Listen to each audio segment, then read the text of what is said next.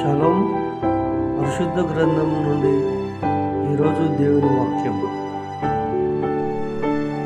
లూకా సువార్త 12వ అధ్యాయం 51, 52, 53 వచనాలు.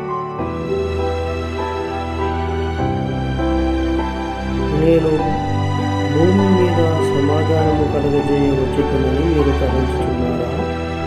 కాదు, భేదమునే కలగజేయ వచ్చునని మీతో చెప్పుచున్నాను. ఇప్పటి నుండి ఒక ఇంటిలో 5 వేరుపడి, ఇద్దరికి విరోధంగా 3, 3కి విరోధంగా 2 ఉండరు.